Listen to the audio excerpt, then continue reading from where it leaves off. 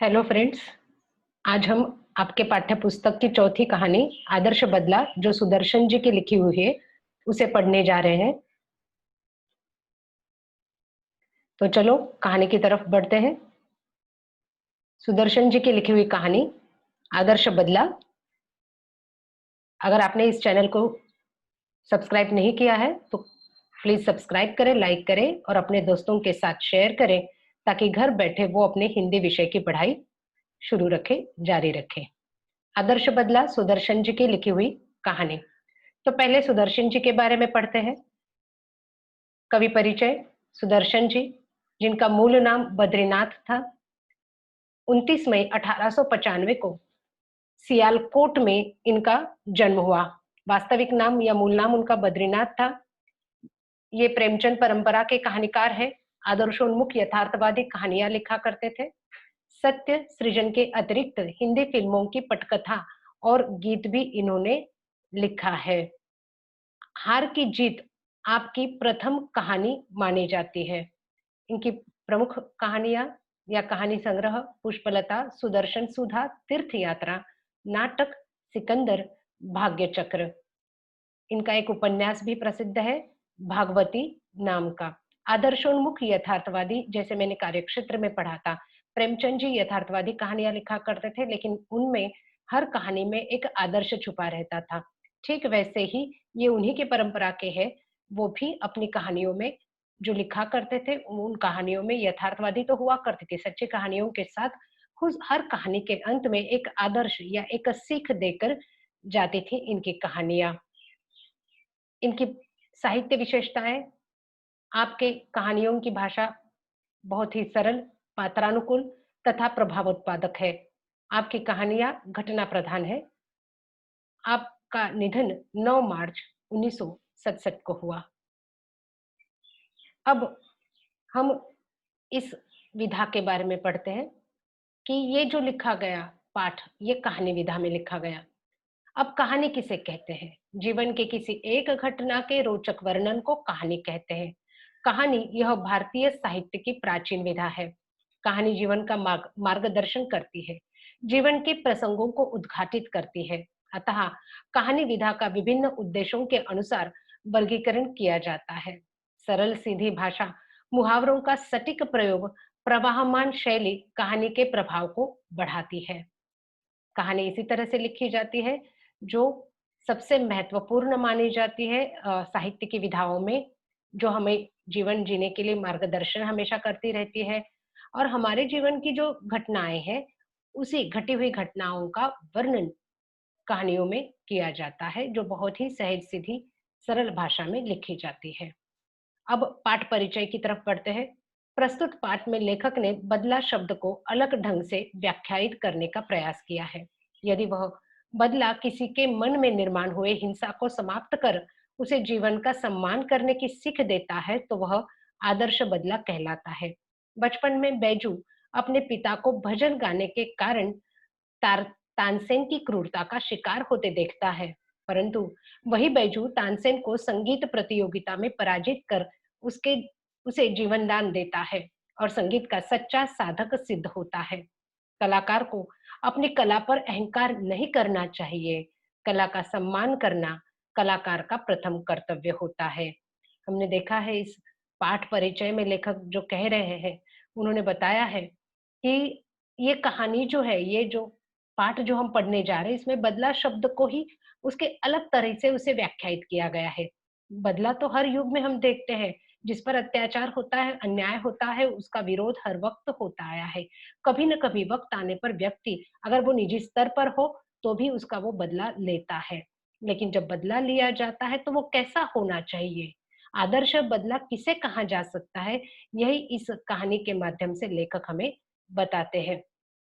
यहाँ वही बात बताई है कि किसी के मन में निर्माण हुए हिंसा को समाप्त कर उसे जीवन का सम्मान करने की सीख जो देता है, उसे हम आदर्श बदला कहता है।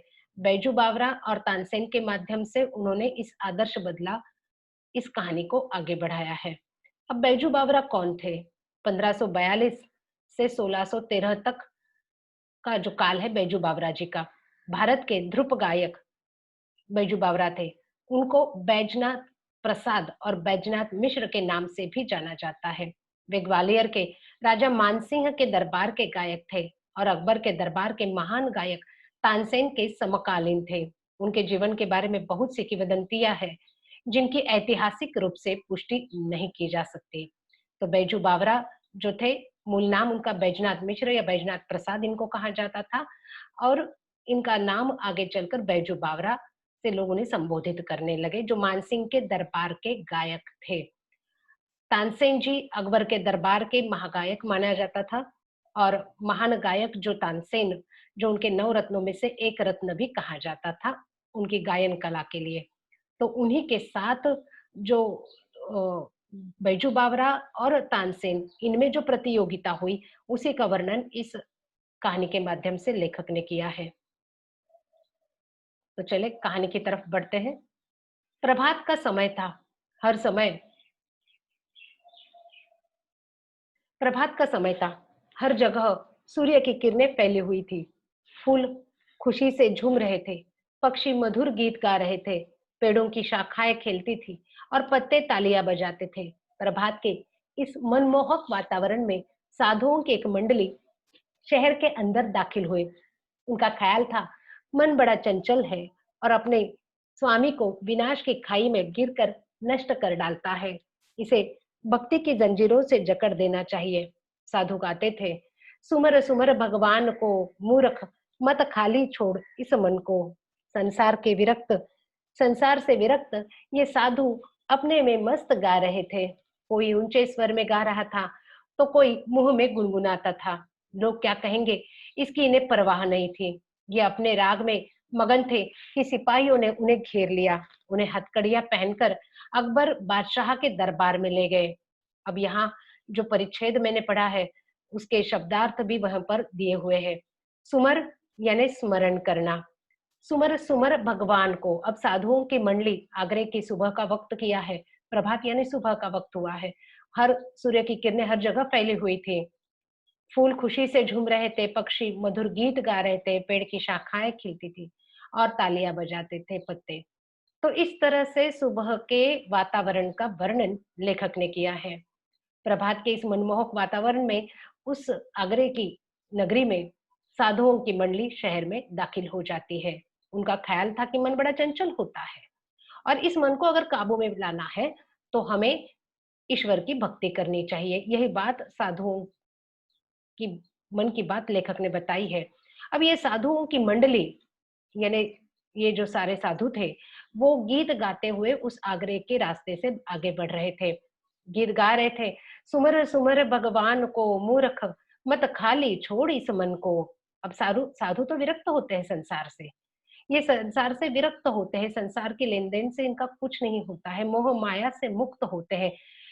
संसार की किसी बात से विरक्त होते रहते हैं। तो ये जो साधु होते हैं, ये अपने में मस्त गाते हैं। इन्हें सुर की पड़ी नहीं है। कोई ऊंचे स्वर में गा रहा है, कोई मन मुंह में गुनगुना रहा है, और इस तरह से अपने में मस्त वो गीत गाते हुए रास्ते से, अर्थात भजन करते हुए रास्ते से आगे बढ़ रहे थे। तभी अचानक वहां पर सिपाही आए और उन्होंने उन्हें घेर लिया। हथकड़ियां पहना दी और अकबर के दरबार में उन्हें लेकर गए। यह वह समय था जब भारत में अकबर की तूती बोलती थी। तूती बोलना यानी उस वक्त अकबर की ही चर्चा होती थी, उसी का प्रभाव होता था। तूती बोलना, अधिक प्रभाव होना। तो हर जगह अकबर की तूती बोलती थी, पूरे भारत में उसी का बोलबाला था। उसके मशहूर रागी तानसेन उसके मशहूर रागी तानसेन ने यह कानून बनवा दिया था कि जो आदमी राग विद्या में उसकी बराबरी न कर सके, वह आगरे की सीमा में गीत न गाए, और जो गाए उसे मौत की सजा दी जाए। बेचारे साधु इस नियम से अनजान थे। दरबार में उन्हें लाया गया। तानसेन ने उन्हें राग विद्या से जुड़े कुछ प्रश्न पूछे। साधु एक दूसरे का मुंह ताकने लगे।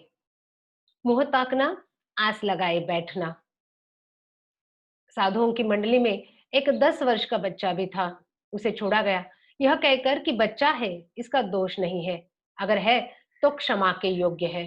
बच्चा रोते हुए आगरे के बाजार से निकलकर जंगल में अपनी कुटिया में रोने और तड़पने लगा। वह बार-बार पुकारता रहा, "बाबा, तू कहाँ है? अब कौन मुझे प्यार करेगा?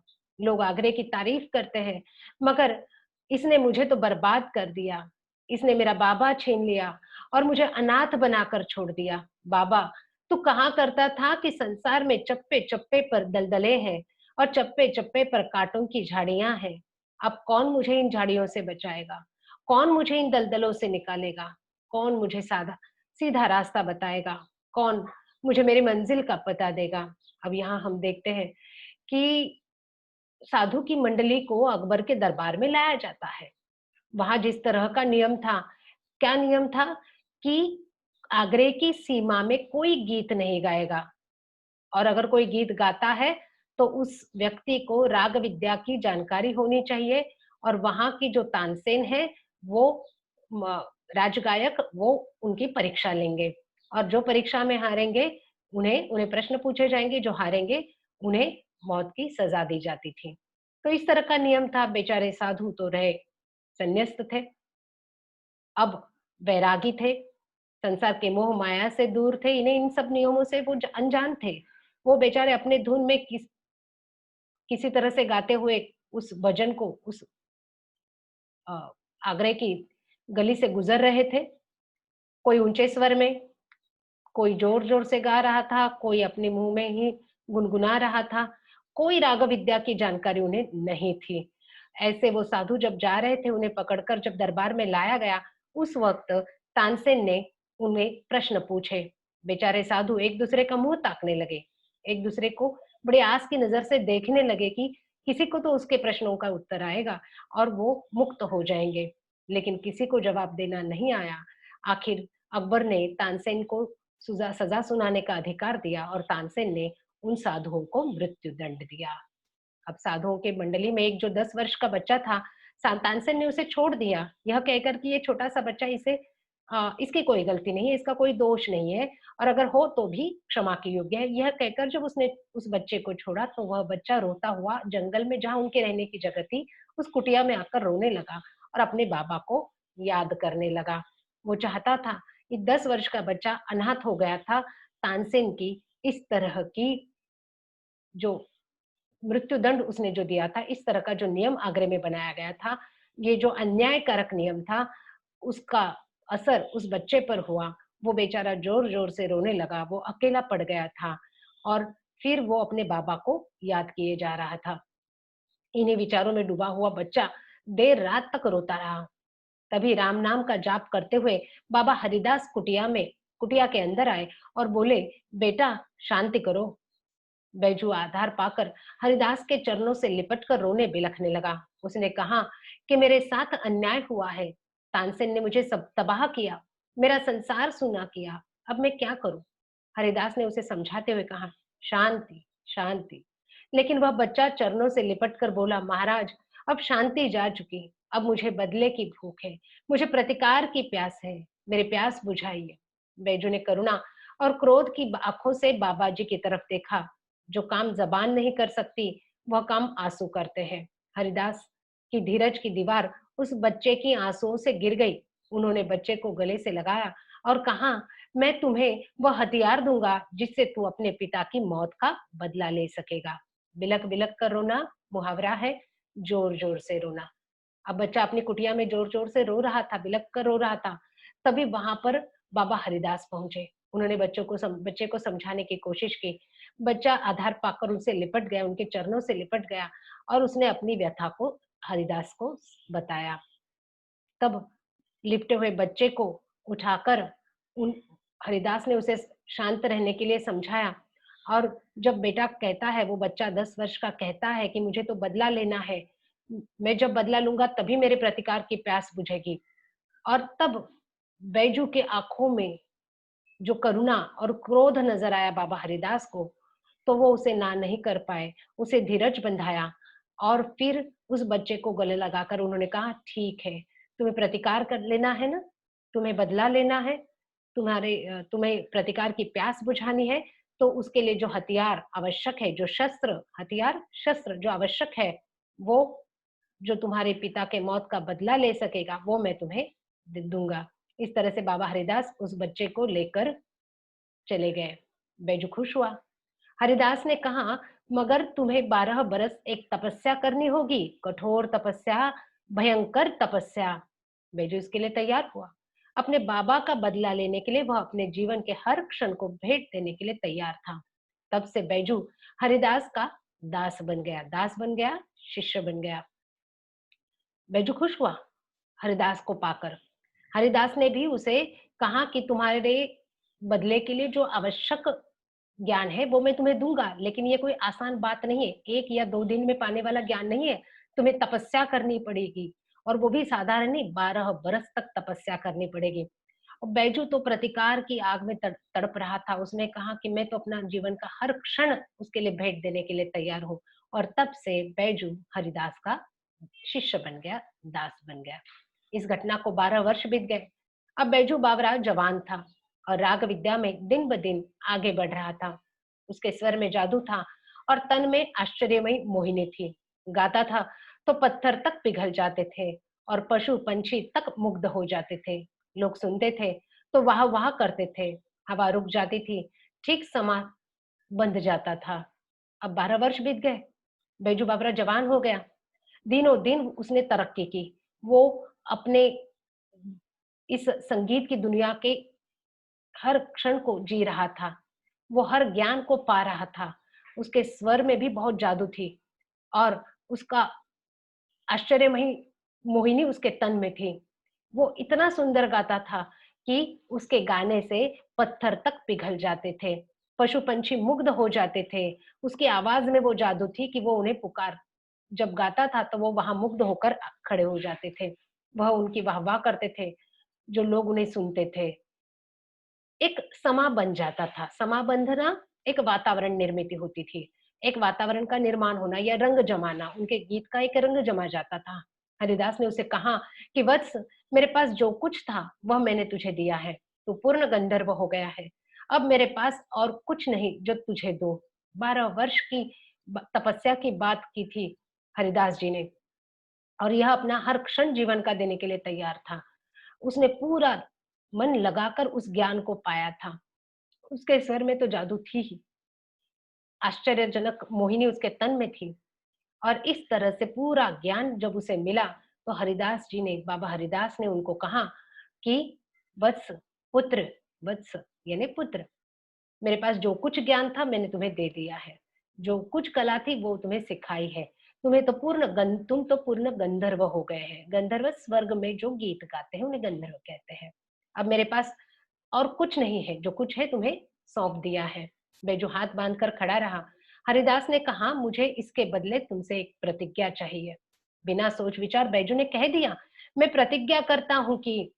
हरिदास ने वाक्य को पूरा किया, इस राग विद्या से किसी को हानि नहीं पहुंचाऊंगा। अब बैजू खुश हुआ। जिस तपस्या की लिए वो तरस रहा था, अपनी जिंदगी भर 12 वर्ष उसने वो तपस्या की थी, जिस बदले के लिए वो तड़प रहा था, उस बदले को पूरा करने का वक्त आ चुका था। वह बहुत खुश था। तब हरिदास जी ने कहा उसे कि मैं तुमसे प्रतिज्ञा चाहता हूँ। बैजू ने भी बिना सोचे समझे कह दिया, हाँ मैं प्रतिज्ञा करता हूँ। लेकिन हरिदास जी ने उसके वाक्य को पूरा किया कि इस राग विद्या से किसी को हानि नहीं पहुंचाऊंगा। यानी जो ज्ञान मिला है, जैसे तानसेन और उसमें क्या फर्क पड़ता, क्या फर्क रहता अगर वो उसी की तरह बर्ताव करता। तो यहाँ जो गुरु है वो किस तरह का ज्ञान बच्चों को देते हैं, यहाँ पर स्पष्ट होता है। हरिदास ने उसे कहा कि ठीक है, प्रतिज्ञा कौन सी ली कि ये ज्ञान तो तुम्हें मिला है लेकिन इससे किसी को हानि नहीं पहुंचाऊंगा। इस तरह की प्रतिज्ञा बैजू करता है। बैजू का लहू सूख गया। अब उसका लहू सूख गया। भयभीत हुआ कि ये किस तरह की प्रतिज्ञा हुई। 12 वर्ष मैंने इस बदले की प्यास को बुझाने के लिए लगाए थे, और आज जबकि वक्त आया तब मेरा शस्त्र ही मेरा बदला ही बोथरा हो गया। उसका कोई असर ही नहीं रहेगा। मैं तो विरोध ही नहीं कर पाऊंगा। मैंने ये जो तपस्या की थी उसका क्या फायदा है। तो वो भयभीत हो गया कि ये कौन सी प्रतिज्ञा मैंने कर ली। उसके पैर लड़खड़ाने लगे। 12 वर्ष की तपस्या पर एक क्षण में पानी फिर गया। प्रतिहिंसा की छुरी हाथ आई तो गुरु ने प्रतिज्ञा लेकर कुंद कर दी। कुंद कर देना, बोथरा कर देना। अब कहीं जाकर 12 वर्ष की तपस्या के बाद वो छुरी हाथ आई थी जिससे मैं बदला लेने वाला था। लेकिन वह भी गुरु की प्रतिज्ञा ने कुंद कर दी, अर्थात बोथरी कर दी। उसकी तेज धार खत्म हो गई। मगर बैजू रक्त का घूंट पीकर चुप रह गया। रक्त का घूंट पीकर चुप रह गया। अपनी व्यथा को पी लिया उसने और कुछ नहीं कहा। गुरु गुरु था, शिष्य शिष्य था। शिष्य गुरु से विवाद नहीं करता। कुछ दिन बाद एक युवक आगरे के बाजारों में गाता हुआ जा रहा था। यहाँ देखिए आपको पता चलेगा कि यहाँ लेखक हमें बताना चाहते हैं कि इतनी तपस्या के बावजूद बदला लेने का वक्त आया तो किस तरह से की अवस्था हुई होगी बैजू की। 12 वर्ष तपस्या के बाद आज जाकर उसे प्रतिहिंसा की छुरी हाथ आई थी, लेकिन गुरु की प्रतिज्ञा ने वो भी किसी काम की नहीं रही थी। उस छुरी को भी बोथरा कर दिया था, क्योंकि जो प्रतिहिंसा की उसकी जो अ, बदला लेने की उसकी जो इच्छा थी, वही रही नहीं, क्योंकि उसी को ही उसकी धार को ही कम कर दिया था। लेकिन अब करे क्या? बदला तो लेना ही था, लेकिन प्रतिज्ञा थी कि किसी को हिंसा नहीं पहुंचानी है। बैजू अपना बदला लेने के लिए आगरे में पहुंच चुका था। ये वो ज़माना था जब शिष्य शिष्य होता था, गुरु गुरु, और गुरु से कभी शिष्य विवाद नहीं करता था। आगरे के बाजार में गाता हुआ वो जा रहा था। लोग सोचने लगे कि अब इसकी मौत आई है, क्योंकि आगरे का नियम ही था कि जो कोई आगरे में गाएगा नहीं सिवाय तानसेन के, और अगर कोई गाएगा तो उसे तानसेन से मुकाबला करना पड़ता था। वे उसे नगर के नियमों को बताने के लिए उठे, लेकिन मंत्रमुग्ध होकर उसके पीछे पीछे चलने लगे। लोग अपनी सुध-बुध खो बैठे और उसके पीछे चलने लगे। देखते ही देखते यह खबर हर जगह फैल गई कि एक साधु युवक आगरे के बाजारों में गा रहा है। सिपाहियों ने हथकड़ियां संभाली और साधु को पकड़ने के लिए दौड़े, परंतु पास ही आना था कि रंग पलट गया। रंग पलट जाना, बदल जाना। साधु के मुखमंडल पर एक अजीब सी चमक थी। सिपाही भी सब कुछ भूलकर उसके पीछे पीछे चलने लगे। सिपाहियों को न अपनी सुध रही, न हथकड़ियों की, न अपने बल की, न अपने कर्तव्य की, न बादशाह की, न बादशाह के हुक्म की। साधु मस्त था, सुनने वाले मस्त थे, जमीन आसमान मस्त थे। गाते गाते साधु चल रहा था और उसके पीछे पीछे श्रोताओं का समूह भी चल रहा था। सब मंत्रमुग्ध होकर चल रहे थे। बैजू अपनी प्रतिज्ञा लेकर आगे बढ़ा आगरे की तरफ। आगरे में आने के बाद वो गीत गाए जा रहा था। लोगों को बहुत बुरा लग रहा था कि अब ये इसकी मौत निश्चित है, क्योंकि ये बेचारा इस नियम से अनजान है। अब उसे बताए नियम क्या है ताकि वो गाना बंद करे, नहीं तो उसकी मृत्यु निश्चित है। ये सोचकर लोग उठे और उसे समझाने के लिए वहां पर पहुंचे नहीं, कि वो उसकी आवाज से, उसके गीत से मंत्रमुग्ध होकर उसके पीछे पीछे सुध बुध खोकर उसके पीछे पीछे चलने लगे। देखते ही देखते खबर हर जगह फैल गई थी कि कोई एक साधु युवक आगरे में आ पहुंचा है और आगरे के बाजारों से गाता हुआ गुजर रहा है। सिपाहियों ने हथकड़ियां संभाली उसे पकड़ने के लिए, क्योंकि नियम वही था कि कोई वहां आगरे में गाएगा नहीं, और गाएगा तो तानसेन से उसे मुकाबला करना पड़ेगा, और अगर तानसेन से मुकाबले में हार जाता है तो उसे मृत्यु दंड मिलता था। तो उसी नियम के अनुसार सिपाहियों ने हथकड़ियां संभाली और उस साधु को पकड़ने के लिए दौड़े। लेकिन ये क्या, वहां पहुंचे तो उसकी आवाज के वो भी भक्त बन गए। वो भी उसकी आवाज में मंत्रमुग्ध होकर उसके पीछे पीछे चलने लगे। अब सिपाहियों को भी सुध नहीं थी, न खुद की थी, न हथकड़ियों की, न अपने बल की, न अपने कर्तव्य की, न बादशाह की, न बादशाह के हुक्म की। साधु के गीतों में वो मस्त हुए थे। साधु तो अपने मस्ती में गा रहे थे। वो साधु युवक, वो जवान मस्त होकर रास्ते से, आगरे के रास्ते से, बाजारों से गुजर रहा था, गीत गा रहा था, अपने में मगन था। सब लोग जो भी उसे सुनते थे उसके पीछे पीछे चल रहे थे। एकाएक गाना बंद हो गया। जादू का प्रभाव टूटा तो लोगों ने देखा वे तानसेन के महल के सामने खड़े हैं। लोगों को पश्चाताप हुआ कि वह कहाँ आ गए। वह सोचने लगे, भोली भाली चिड़िया अजगर के मुंह में आ फंसी थी, और अजगर के मन में जरा भी दया नहीं थी। अजगर किसे कहा है? तानसेन को, क्योंकि उसका यह नियम ही गलत था। सारे लोग जानते थे, पूरे आगरे के नागरिक जानते थे कि ये नियम जो बनाया है वो गलत है, लेकिन कोई विरोध नहीं कर पाता था। अब जब युवक ने गाना बंद कर दिया, जादू का प्रभाव टूट गया, तो लोगों को ज्ञात हुआ कि अरे ये तो तानसेन के महल के सामने खड़े हैं। लोगों को पश्चाताप हुआ और उन्हें बुरा भी लग रहा था कि ये बेचारा भोला-भाला व्यक्ति तानसेन के मुँह में आ फँसा है, अर्थात ये चिड़िया अजगर के मुँह में आ फँसी है। और ये अजगर भी कैसा है, जिसके मन में ज़रा भी किसी के प्रति दया नहीं है। तानसेन महल से बाहर आया और उसने कहा, तुम्हारे सिर पर मौत सवार है? नवयुवक साधु मुस्कुराया, जी हाँ, मैं आपके साथ गान विद्या पर चर्चा करना चाहता हूँ। तानसेन ने बेपरवाही से कहा, अच्छा, मगर आप नियम जानते हैं ना? नियम कड़ा है और मेरे दिल में जरा भी दया नहीं है। मेरी आंखें दूसरे की मौत देखने के लिए हर समय तैयार है। नवयुवक ने भी कहा, और मेरे दिल में भी जीवन का मोह नहीं है। मैं मरने के लिए हर समय तैयार हूँ। अब तानसेन के महल के बाहर आकर वह जब रुका, वो ये तय ही करके आया था कि 12 वर्ष की इस तपस्या से उसके साथ जो अन्याय हुआ था, उसका बदला लेना है। उसके पिता के साथ, उन सभी साधुओं के साथ जिस तरह का अन्याय हुआ था, न सिर्फ साधु, पूरे आगरे के नागरिकों के साथ ही अन्याय हो रहा था। उसका बदला लेने के लिए वो साधु युवक वहां पर पहुंचा था। तानसेन के महल में यही सोचकर आया था, महल के बाहर आकर रुका क्योंकि उसे उसे मुकाबला करना था। तो तानसेन उसे समझाने की कोशिश करता है, लेकिन तानसेन उसे ये भी कहता है कि मेरे आंखों में दूसरे की मौत देखने के लिए मेरी आंखें हमेशा तैयार रहती है। और उसी का जवाब ये साधु युवक देता है कि और मैं भी मरने के लिए हर समय तैयार हूँ। सिपाहियों को होश आया और उन्होंने साधु को हथकड़ी पहनाई। नियम के अनुसार उसे बंदी बनाकर बादशाह के दरबार में ले जाना था, तो उन्होंने उसे हथकड़ियां पहना ली। सब लोग डर कर इधर-उधर भागने लगे। सिपाही उन पर कोड़े बरसाने लगे और भीड़ तितर-बितर हो गई। तितर-बितर हो जाना, बिखर जाना। अब उन पर कोड़े बरसाए जाने लगे लोगों पर, ताकि लोग उसकी भीड़ से जो भीड़ जमा हुई थी उसे अलग कर सके। साधु युवक को लेकर दरबार की ओर चले गए। दरबार में शर्तें सुनाई गई। कल प्रातःकाल नगर के बाहर तुम दोनों का गान युद्ध होगा। अगर तुम हार गए तो तुम्हें मारने का तानसेन को पूर्ण अधिकार रहेगा, और अगर तुमने उसे हरा दिया तो उसका जीवन तुम्हारे हाथ में होगा। नियम के अनुसार उसे बंदी बनाया गया, दरबार में लाकर खड़ा कर दिया गया। दरबार में उसे शर्त बताई गई कि कल सुबह प्रातःकाल तुम्हें तुम्हारा गान युद्ध होगा। तानसेन को पूर्ण अधिकार रहेगा अगर तुम हार गए तो तुम्हें मारने का, और अगर तुमने हरा दिया उसे तो उसका जीवन तुम्हारे हाथ में होगा। यही तो नियम था।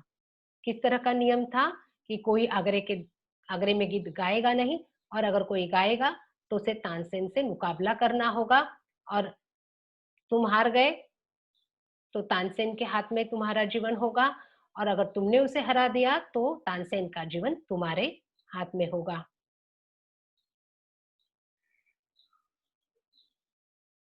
नौजवान साधु ने शर्तें मंजूर की। उस नौजवान का नाम था बैजू बावरा। अब नौजवान जो वहां उस रास्ते से गुजर कर इसी सोच में आया था कि मैं बदला लेकर रहूंगा, अब 12 बरस बाद उसे वो मौका मिला था और उसी चाह में वो वहां पर पहुंचा था। उसने सारी शर्तें मंजूर कर दी। नौजवान का नाम था बैजू बावरा। प्रतियोगिता की सुबह हुई। साधु की प्रार्थना से सर्वसाधारण जनता को भी उसके जीवन मृत्यु का तमाशा देखने की आज्ञा दी गई। साधु ने ये भी आ, आ, महाराज बादशाह से ये भी प्रार्थना की थी कि न मैं जो मुकाबला करूंगा उसे पूरी जनता को देखने की आज्ञा दे। तो उसकी आज्ञा के अनुसार सारी जनता वहां पर एकत्रित हुई थी। सभी लोग नगर के बाहर वन में, जहां कनातें लगी थी, कनात कनात वो होता है जो मोटे कपड़े की दीवार बनाई जाती है या पर्दा, वहां पहुंच गए। जहां पर कनात बनाई गई थी, स्टेज जैसा बनाया गया था, ताकि वहां पर ये प्रतियोगिता शुरू कर सके। बादशाह आने वाले थे। जनता की अवस्था उस बालक के समान हो गई थी जिसे सुबह मिठाई मिलने की आशा दिलाई जाती है। जैसे बच्चों का होता है ना, सुबह मिठाई मिलने की अपेक्षा में, आशा में रात भर नींद नहीं आती, कब सुबह होगी और कब मुझे मिठाई मिलेगी। कुछ वैसी अवस्था जनता की हुई थी कि कब सुबह होगी और उस मुकाबले को देखने हमें मिलेगा, क्योंकि उन्होंने देखा था उसके गायन की जादू को और वो देखना चाहते थे कि ये नौजवान क्या कर सकता है। समय हो गया, अकबर सिंहासन पर बैठा था, नीचे की तरफ तानसेन बैठा था, सामने फर्श पर बैजू बावरा बैठा ही दिखाई दे रहा था। अकबर ने घंटी बजाई और प्रतियोगिता शुरू हुई। तानसेन ने संगीत विद्या से संबंधित कुछ सवाल बैजू बावरा से पूछे। बैजू ने उचित उत्तर दिए। लोगों ने हर्ष से तालियां पीट दी। हर मुंह से जय हो, बलिहारी बलिहारी की ध्वनि निकालने लगी। अब इस तरह से प्रतियोगिता का दिन हुआ। अब सुबह हुई, प्रतियोगिता की सुबह हुई और उस जीवन मृत्यु का तमाशा देखने सारे लोग नगर के बाहर जाने लगे। अब वहां पर पहुंचने के बाद वहां का वातावरण लेखक बताते हैं कि अकबर सिंहासन पर बैठे हुए थे, तानसेन जी अकबर के नीचे की तरफ बैठे हुए थे और सामने जो फर्श थी वहां पर बैजू बावरा बैठा हुआ था। अकबर ने घंटी बजाई और प्रतियोगिता शुरू हो गई। तानसेन ने संगीत विद्या से संबंधित कुछ सवाल बैजू बावरा से किए थे और उन सवालों के हमेशा होता क्या था, वो सवाल ये जो अ, संगीत गाने वाले जैसे कि उसके पिता के साथ हुआ था, वो जो साधु थे या कोई भी जो गीत गाते थे वो तानसेन की बराबरी नहीं कर पाते थे। उनके पास वो संगीत का ज्ञान नहीं था। इसीलिए जो भी प्रश्न पूछे जाते थे उसके जवाब उन्हें नहीं आते थे और फिर उन्हें मृत्युदंड मिलता था। अब पहली बार ऐसा हो रहा था कि तानसेन के पूछे गए प्रश्नों का उत्तर उस नौजवान साधु ने दिया, अर्थात बैजू ने दिया। लोग बहुत खुश हुए और उन्होंने तालियां पीट दी। सब लोग उस नौजवान साधु की बलिहारी बलिहारी जय हो कह रहे थे। अब बैजू बावरा ने सितार हाथ में ली और उसके पर्दों को हिलाया हिलाया उसके उसके पर्दों को हिलाया। जनता ब्रह्मानंद में लीन हो गई। पेड़ों के पत्ते तक निशब्द हो गए। वायु रुक गई। सुनने वाले मंत्रमुग्ध हुए, सिर हिलाने लगे। लोगों के मन उछल रहे थे, झूम रहे थे। ऐसा लग रहा था कि सारे विश्व की मस्ती वहीं आ गई है। सितार की धुन सुनकर कुछ हरिण छलांग मारते हुए आए और बैजू बावरा के पास खड़े हुए। हरिण मस्त और बेसूध थे। बैजू बावरा ने सितार हाथ से रख दी और हरिण के गले में अपने गले की फूल मालाएं उतार कर उन्हें पहना दी। अब सारे प्रश्नों के जवाब तो बैजू ने दिए थे। सारी जनता खुश थी कि कोई तो तानसेन का विरोध करने वाला आया है। उसे देखकर लोग खुश हुए थे।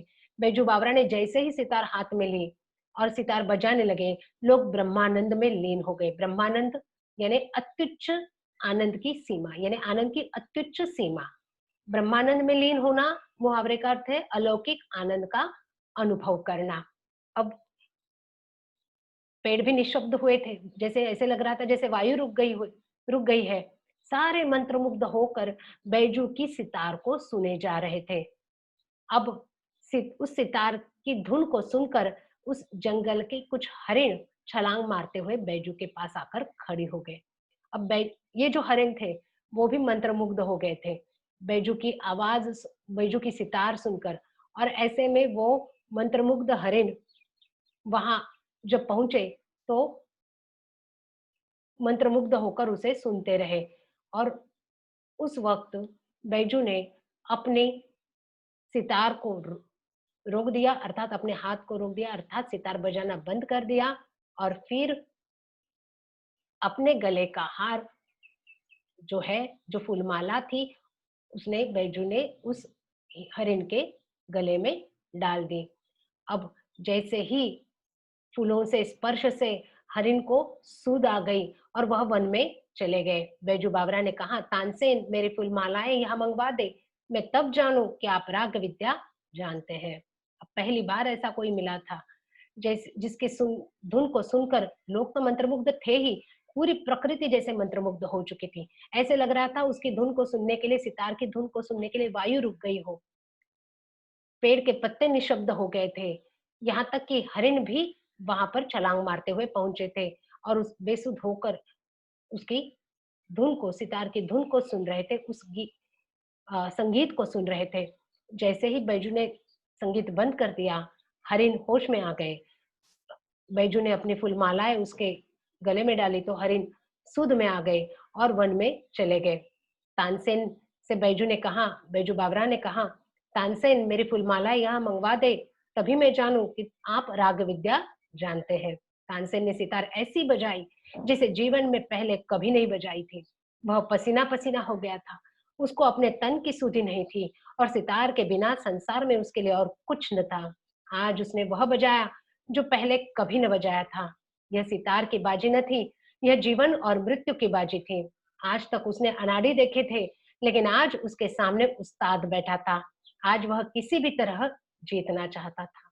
ऐसे पहली बार हुआ था कि ऐसा कोई ज्ञानी तानसेन के सामने बैठा था।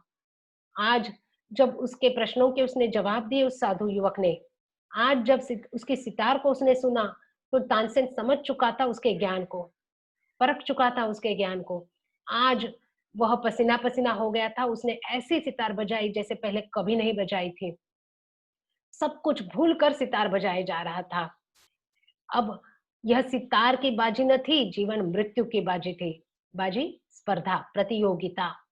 यह सितार की बाजी नहीं थी, जीवन और मृत्यु की बाजी थी, स्पर्धा थी। क्योंकि अब तक हमेशा वही परीक्षा लेता था और सामने वाला जब हार जाता था वो उसे मृत्यु दंड दिया करता था। और आज उसे महसूस हो रहा था कि ये नवयुवक, ये साधु युवक बहुत ज्ञानी है। वो राग विद्या को बहुत अच्छे से समझता है, जानता है और उसे सुना था उसने। तब वह जान चुका था कि अब उसकी मृत्यु नजदीक है। इसीलिए उसने ऐसा कभी नहीं बजाया था, वैसा उस दिन बजाया था। आज उसके सामने उस्ताद बैठा था और तानसेन तो जीना चाहता था और इस उस्ताद को उसने समझ लिया था कि कहीं वह हार गया तो उसे मृत्यु दंड मिलेगा। उसकी मृत्यु निश्चित थी। बहुत समय बीत गया, सितार बजती रही, उंगलियां दुखती रही, लेकिन आज लोगों ने तानसेन को पसंद न किया। बहुत चेष्टा करने पर भी हरिण न आए। तानसेन की आंखों के सामने मौत नाचने लगी। देह पसीना पसीना हो गई, लज्जा से मुख लाल हो गया। आखिर खिसियाना होकर उसने कहा, वे हरिण अचानक इधर आ निकले थे, राग की तासीर से ना आए थे। हिम्मत है तो अब दोबारा बुलाकर दिखाओ। खिसियाना होना, अप्रसन्न होना, नाराज होना और तासीर, प्रभाव। यहाँ तानसेन सितार बजाता है, उसकी उंगलियां दुखती है और जैसे बैजू बावरा ने कहा था कि मेरे हिरण को फिर वापस बुलाकर दिखाओ, तब जानो कि तुम्हें राग विद्या की परख है या तुम राग विद्या को जानते हो। लेकिन इतना प्रयत्न करने के बावजूद भी, इतना चेष्टा प्रयत्न करने के बावजूद भी वो हरिण जब नहीं आए, तो तानसेन के सामने मौत नाचने लगी। लज्जा से उसका मुख लाल हो गया, देह उसकी पसीना पसीना हो गई और वह खिसिया ना होकर उसने कह दिया कि वे हरिण अचानक इधर आ निकले थे, राग की प्रभाव से नहीं आए थे। अगर तुम में हिम्मत है तो दोबारा बुलाकर दिखाओ। बैजू बावरा मुस्कुराया, क्योंकि वो भी जानता था कि उसने तानसेन को हरा दिया है। तानसेन भी जानता था कि आज उसके सामने कोई उस्ताद बैठा है। बैजू बावरा मुस्कुराया और बोला, अच्छा, दोबारा बुलाकर दिखाता हूँ। उसने सितार पकड़ी, फिर एक बार संगीत लहरी वायुमंडल में लहराने लगी।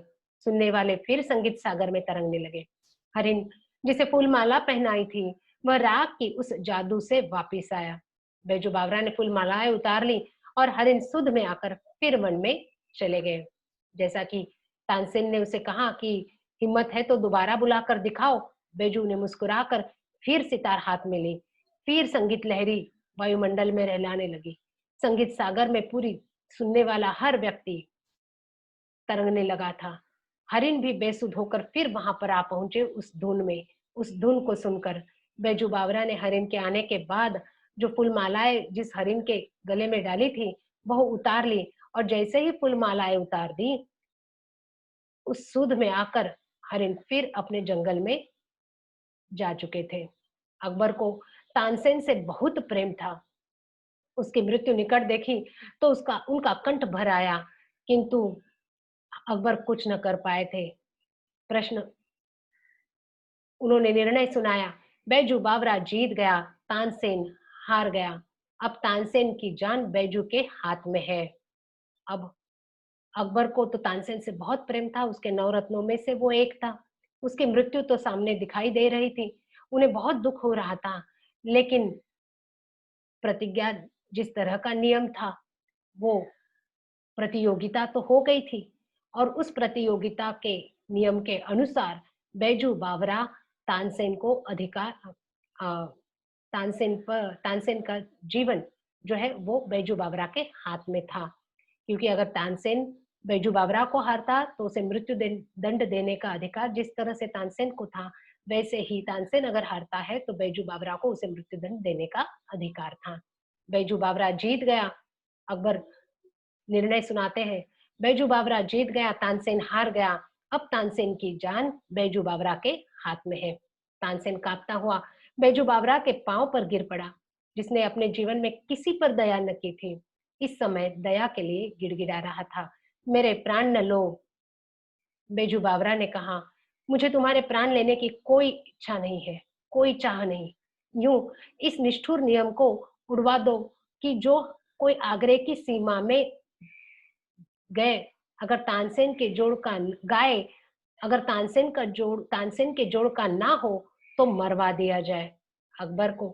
अकबर ने जब इस तरह से निर्णय सुना दिया था, तानसेन डर गया। उसके पांव पर बैजू बावरा के पांव पर गिर पड़ा और अपनी जान की भीख मांगने लगा था, दया से गिड़गिड़ाने लगा था कि मेरे प्राण न लो। अब वही तानसेन जो अपने नियम से जरा भी उसके मन में दया न थी, जो अजगर जिसे कहा गया है, जिसके मन में जरा भी दया न थी, जो लोगों को मृत्यु दंड दिया करता था, उसने एक क्षण भी नहीं सोचा कि ये साधु तो विरक्त होते हैं संसार से, वो क्या जाने संसार के इन नियमों से, लेकिन जरा भी नहीं सोचा और उन्होंने उन साधुओं को मृत्यु दंड दिया था। अब गीत तो मनुष्य अपने आनंद के लिए गाता है, लेकिन वो आनंद भी तानसेन ने आगरा के सीमा में लोगों को नहीं लेने दिया था। अब बैजू बावरा ने कहा कि मुझे कोई चाह नहीं है तुम्हारे प्राण लेने की। मैं सिर्फ इतना चाहता हूँ कि ये जो निष्ठुर नियम है, आगरे की सीमा में कोई नहीं गाएगा। अगर कोई तानसेन की जोड़ का न हो, तो उसे मरवा दिया जाएगा। इस नियम को तुम निकाल दो। वो इस तरह की इच्छा व्यक्त करता है। उसी क्षण अकबर ने वह नियम उड़ा दिया। तानसेन ने बैजू बावरा के पैरों पर गिरकर कहा, मैं यह उपकार जीवन भर नहीं भूलूंगा। उस वक्त बैजू बावरा ने उसे याद दिलाया, 12 बरस पहले आपने एक बच्चे की जान बख्शी थी, आज उस बच्चे ने आपकी जान बख्श दी है। और हम देखते हैं कि किस तरह से बैजू बावरा ने अपना अ, बदला लिया। जैसे कि उसने प्रतिज्ञा ली थी कि किसी को हानि नहीं पहुंचाऊंगा, उसने किसी को हानि भी नहीं पहुंचाई और अपना बदला भी लिया। यही तो आदर्श बदला होता है। उसने उसकी जान बख्श दी। जान बख्श देना, जीवन दान देना। बैजू बावरा ने उस नियम को उड़ा देने के लिए कहा और अकबर ने एक ही क्षण में उस नियम को उड़ा दिया, क्योंकि उसके प्रिय तानसेन की जान की बात थी। और वो सारी आगरे की जनता खुश हुई थी, क्योंकि आज वो मुक्त हुए थे। और तब जब तानसेन उनके पैरों पर, बैजू बावरा के पैरों पर गिरकर कहता है कि मैं यह उपकार जीवन भर नहीं भूलूंगा, उस वक्त बैजू बावरा ने उसे याद दिलाया कि 12 बरस पहले आपने एक बच्चे की जान बख्श दी थी। आज उस बच्चे ने आपकी जान बख्श दी है। और इस तरह से ये कथा जो है यहीं पर समाप्त हो जाती है कि किस तरह से बैजू बावरा और तानसेन की प्रतियोगिता में बैजू बावरा जीत गए और उन्होंने तानसेन की जान बख्श दी थी। अब यहाँ बैजू बावरा ने अपने गुरु को जिस तरह से गुरु प्रतिज्ञा ली थी उनसे और कहा था कि मैं उसकी जान बख्श दूंगा, तो उन्होंने अपनी प्रतिज्ञा पूरी कर दी थी। यहाँ हम देखते हैं कि बदला का अर्थ होता है रिवेंज, बदला लेना। रिवेंज हम उसे कहते हैं। हर युग में जहां जहां अन्याय अत्याचार होता आया है, वहां वहां हमने देखा है कभी न कभी उस अत्याचार के विरोध में लोग क्रांति कर ही देते हैं। अगर निजी स्तर पर हो तो खुद पर हुए अत्याचार का या अन्याय का वो बदला जरूर लेते हैं, लेकिन बदला किस तरह होना चाहिए, इस बात को लेखक हमें इस कहानी के माध्यम से समझाते हैं। एक नई व्याख्या लेकर लेखक यहाँ प्रस्तुत हुए हैं। बदला जो है उस बदले की नई व्याख्या लेकर यहाँ लेखक प्रस्तुत हुए। लेखक ने बदले को भी आदर्श बनाने की बात की है। आदर्श बदला वह है जो अहिंसा की सीख देता है। व्यक्ति के मन में उत्पन्न हिंसा को ही समाप्त कर उसे जीवन का सम्मान करने की सीख देता है, वह होता है आदर्श बदला। जैसे हमने देखा है कि ये जो कहानी है, इस कहानी में लेखक ने खुद यथार्थवादी, आदर्शवादी कहानी लिखा करते थे, तो उन्होंने यहाँ पर भी बदले की व्याख्या को हमें समझाया है कि बदला किस तरह से होना चाहिए। और इसी तरह से यहाँ पर हमारी कहानी खत्म होती है। आशा करती हूँ कि आपको कहानी समझ में आई होगी। धन्यवाद।